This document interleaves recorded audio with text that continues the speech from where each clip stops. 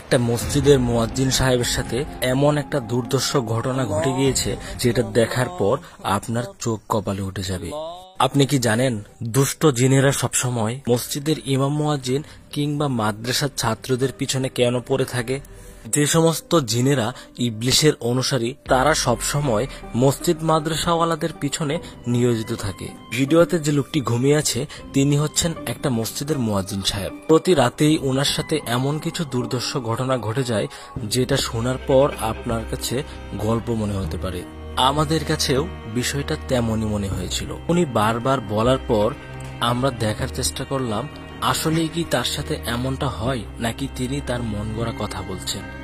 যার কারণে ওনার রুমে আমরা একটা হিডেন ক্যামেরা লাগিয়ে দিয়েছিলাম, যেটার মাধ্যমে আমরা দেখতে পারলাম তার সাথে কি কি হয়।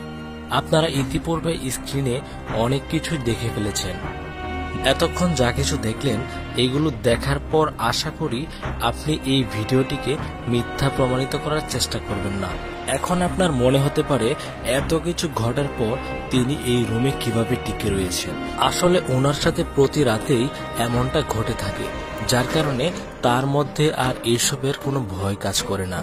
আসলে ওনাকে এমন একটা জায়গায় থাকতে দেওয়া হয়েছে যেই ঘরটি একটা গুরুস্থানের পাশে অবস্থিত, যেখানে তিনি ছাড়া অন্য কোনো মানুষ বসবাস করেন না। ফলে তাকে এগুলো সহ্য করে এখানে টিকে থাকতে হচ্ছে। আমাদের সমাজে যাদের জায়গা সবার উপরে আর সেখানে কিনা তাদেরকে এমন একটা জায়গায় থাকতে দেওয়া হয় যেখানে কোনো মানুষ বসবাস করার উপযুক্তই না। আপনারা অবশ্যই ভিডিওটি বেশি বেশি শেয়ার করবেন শুধুমাত্র এই কারণে যেন আমাদের মসজিদের ইমাম মুয়াজ্জিন সাহেবরা ভালো একটা থাকার জায়গা পান।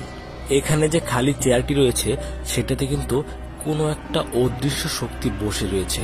এটা কিন্তু আমরা খালি চোখে দেখতে পাচ্ছি না, এমনকি ক্যামেরাতেও এগুলো রেকর্ড হয় না, শুধুমাত্র অনুভব করা যায়। তিনি কিন্তু তখন ঘুমিয়েছিলেন। চেয়ারের নড়াচড়ায় তার ঘুম ভেঙে গেলে তিনি কিন্তু দেখার চেষ্টা করছেন এখানে আসলে কি হচ্ছে। তিনি দেখার পর কিন্তু চেয়ারটি অটোমেটিক্যালি স্টপ হয়ে যাচ্ছে। যখনই তিনি ঘুমিয়ে গেলেন তখন কিন্তু আবারও চেয়ারটি নড়াচড়া করছে।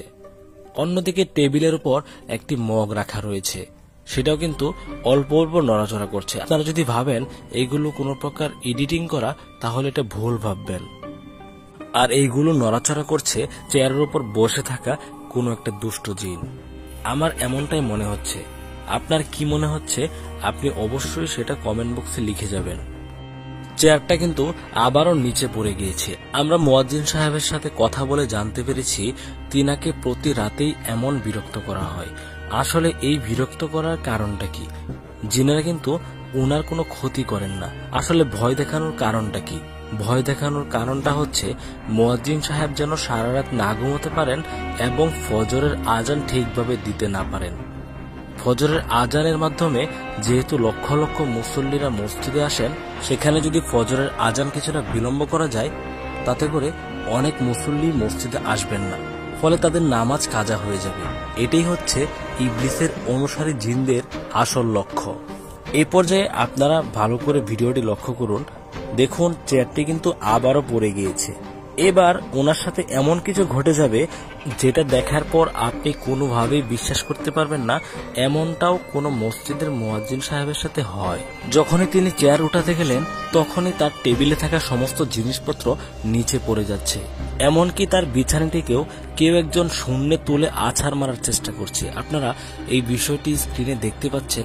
আসলে এই বিষয়গুলো এক্সপ্লেন করে বলা সম্ভব না, আপনারা দেখতে থাকুন কি হয় ওনার সাথে।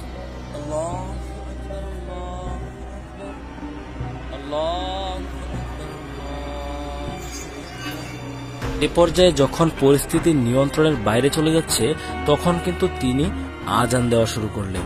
আসলে আজান শুনে সমস্ত দুষ্ট জিনেরা এবং ইবলিসের অনুসারীরা ভয়ে পালাতে থাকেন। আজান দেওয়ার সাথে সাথে আল্লাহর অশেষ রহমতে সবকিছুই নিয়ন্ত্রণে চলে আসে। আপনাদের কাছে বিশেষভাবে অনুরোধ করছি আপনারা ভিডিওটি বেশি বেশি শেয়ার করবেন এবং যার যার অবস্থান থেকে ইমাম মুয়াজ্জিন সাহেবরা যেন ভালো থাকতে পারে সেই পদক্ষেপ নেবেন।